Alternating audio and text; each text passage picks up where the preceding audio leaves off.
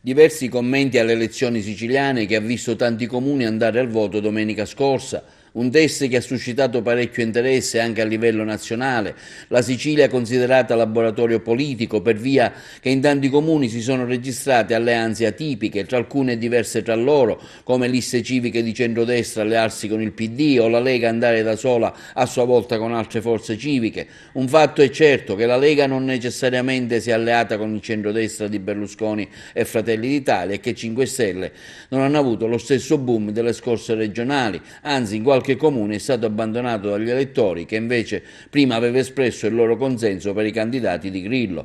Per Sicilia Futura, la tornata elettorale che ha interessato i 34 comuni dell'isola ci consegna un risultato elettorale di grande importanza. Per noi di Sicilia Futura, in diversi comuni, anche nell'unico capoluogo al voto, Caltanissetta, abbiamo eletto nostri rappresentanti nei consigli comunali come Cinisi, Borgetto, Spadafora, Rometta, Aci Castello, Zafferana e Tenea. Sebbene dentro liste civiche hanno conquistato il seggio anche i nostri iscritti, ci congratuliamo con tutti gli eletti e ribadiamo come Sicilia Futura stia ripartendo con più forza, radicando la presenza nel territorio, grazie alla capacità dei nostri appartenenti di tenere un confronto sempre vivo con la gente. Lo afferma Giuseppe Picciolo, segretario regionale di Sicilia Futura. Ottimo il risultato dell'UDC in Sicilia è quanto afferma Decio Terrana, responsabile nazionale degli enti locali.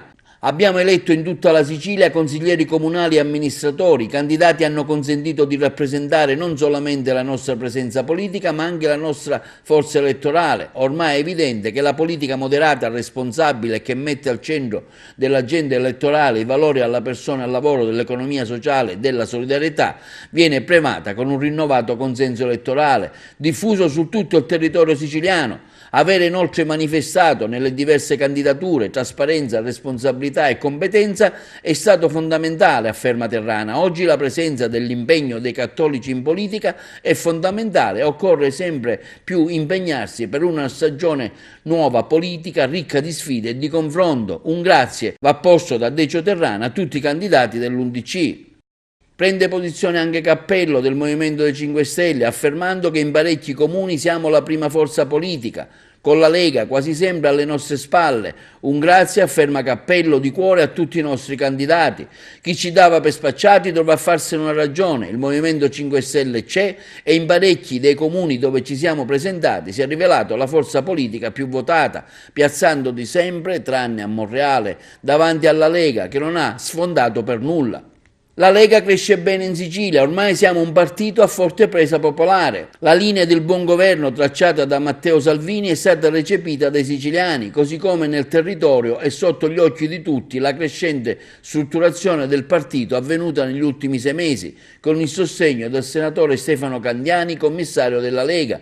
Lo dichiara Igor Gelarda, responsabile regionale enti locali della Lega e capogruppo in Consiglio Comunale a Palermo, nonché candidato del Carroccio alle elezioni europee il 26 maggio prossimo nel Collegio Sicilia e Sardegna, commentando i risultati delle amministrative in Sicilia. I risultati ci lasciano più che soddisfatti, con ottimi risultati delle liste in tutti i comuni. 2 candidati sindaco della Lega a Mazzara del Vallo e a Gela vanno al ballottaggio, un terzo sfiorato anche a Bagheria, che seppur civico era sopportato dalla Lega. Significano molto in una terra dove il malgoverno l'aveva fatta da padrone e anche dove non siamo andati al ballottaggio come Monreale e Caltanissetta. I risultati dicono che la Lega avanza. Adesso sono certo che i nostri candidati sindaco al ballottaggio, l'unica alternativa valida per la crescita dei nostri territori, otterranno la fiducia dei cittadini. Dice la sua anche Fabio La Felice sulle elezioni europee, Fratelli d'Italia a difesa dell'Italia e della Sicilia. Le prossime elezioni, afferma La Felice, europee sono fondamentali per l'Italia, ma lo saranno ancora di più per la Sicilia.